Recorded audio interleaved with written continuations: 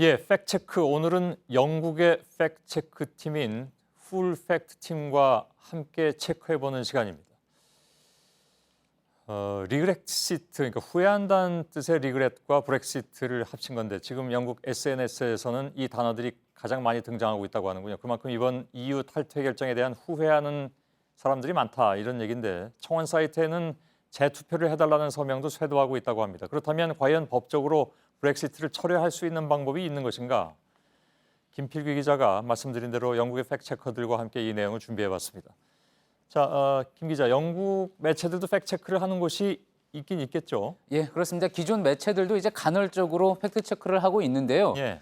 정기적으로 팩트체크를 계속하면서 또 가장 유명한 곳이 바로 말씀하셨듯이 풀팩트라는 비영리 매체입니다. 예. 정치인들의 발언을 검증하면서 또 BBC 토론 프로그램 등과도 협업을 하고 있는데요.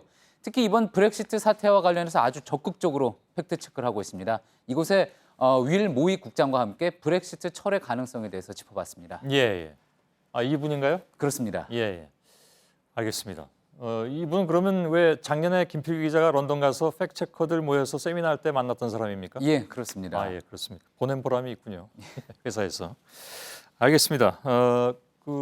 국민 투표를 통해서 결정이 난 사안을 그냥 무시할 수도 있는 것이냐 하는 의문이 먼저 떠오릅니다. 예, 그 부분이 근데 지금 현행 영국 법상으로 가능합니다. 영국에서는요, 국민투표 결과라는 게 어떤 법적인 구속력이 없습니다. 그래서 캐머런 총리가 이 결과를 그냥 무시할 수도 있는 거죠. 예. 또 영국에는 아주 뿌리 깊은 의회 주권 원칙이 있어서요, 법적으로 효력이 있는 결정은 의회에서 내리게 되어 있는데 이론적으로 의회가 우리는 그냥 EU에 남겠다, 국민투표와 반대되는 결정을 내릴 수도 있다는 겁니다. 예. 다만 캐머런 총리 본인을 비롯해서 보수당과 노동당 주요 정치인이 모두 투표 결과에 우리는 따르겠다라고 이미 약속을 한 바가 있었죠. 그렇기 때문에 의회에서 이를 뒤집기는 힘들다는 게 문제입니다. 예. 결국 법적으로는 철회를 할 수가 있지만 정치적으로는 불가능한 상황이 된 겁니다. 예, 그렇군요. 사실 그래놓고 이제 와서 우리는 뭐 이거 없던 걸로 할래 하긴 참 어려운 상황이겠죠. 예.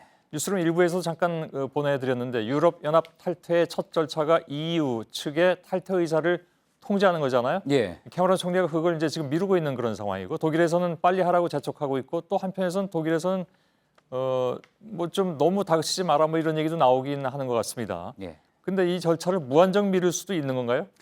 일단 유럽 연합의 헌법이라고 할 수 있는 리스본 조약이라고 있죠. 이 리스본 조약 가운데 제50조가 EU의 탈퇴 절차를 담고 있습니다. 예. 그 제일 첫 절차는 유럽 이사회에 우리가 탈퇴하기로 결정했다라고 통지를 하는 건데, 자, 이거를 통지하지 않고 계속 미루면은 말씀하신 대로 영원히 그대로 EU에 남을 수가 있는 거냐?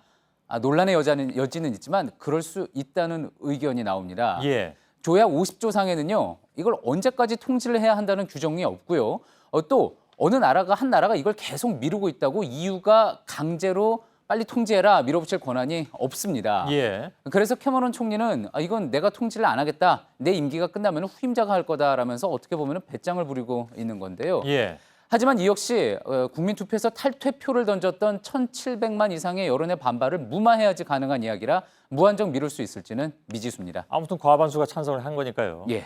지금 재투표를 하자는 청원이 쇄도하고 있다고 하는데 물론 뭐 반대하는 입장에서는 당연히 그렇게 재투표하자고 얘기할 수는 있는 거지만 예.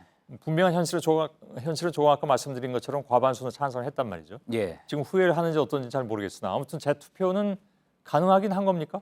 그것 역시 법적으로 가능합니다. 예. 재투표를 하는 게 가능하고요. 실제 지금 뭐 영국 하원에는 재투표에 대해서 논의를 해달라는 청원이 사이트에 들어가 보면 400만 명 가까이 접수가 됐고요. 또 국제 청원 사이트에도 17만 명 이상이 서명을 했는데요. 예. 캐머런 총리 임기 동안에 이 투표를 또 하는 거는 힘들겠지만 캐머런 이후 새로 당선된 총리가 다시 탈퇴 여부를 묻는 투표를 실시할 수는 있습니다. 예. 여기서 만약에 잔류하겠다는 결정이 나면은 그냥 EU에 어떤 통보 안 하고 이건 다 없었던 일로 할 수가 있는 거죠. 예. 실제 유럽에서는요, 중요 결정에 대한 재투표 사례가 꽤 있어서요. 1992년 덴마크는 마스트리트 조약 체결을 앞두고 처음 했었던 투표에서는 거부 결정이 났지만 11개월 후에 다시 한 투표에서는 찬성이 우세해서 결국 비준을 했습니다. 예. 그리고 2008년 아일랜드도요, EU 개혁안을 놓고 두 차례 투표를 통해서 결국 가결시킨 바가 있습니다. 예. 그러면 법 규정상으로는 브렉시트를 벗어날 방법들이 뭐 여러 있긴 있네요. 예. 하지만 그거는 법적으로 가능하다는 얘기고요. 예, 정치적으로 가능할 거냐는 상당히 다른 이야기입니다. 그렇겠죠. 영국 내 여론이 어떻게 될지 또 EU 국가들이 이를 어떻게 받아들일지 역학관계가 얽혀 있기 때문인데요.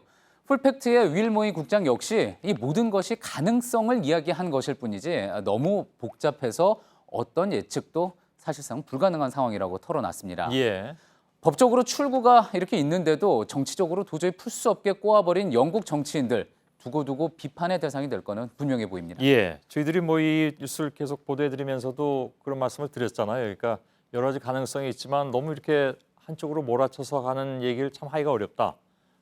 이건 재투표도 역시 마찬가지인 것 같고요. 그만큼 보도에도 신중을 기해야 된다는 어떤 그 압박감이 늘 이 소식을 전해드리면서는 생기게 되는데 이번 역시 마찬가지인 것 같습니다. 김필규 기자였습니다. 수고했습니다.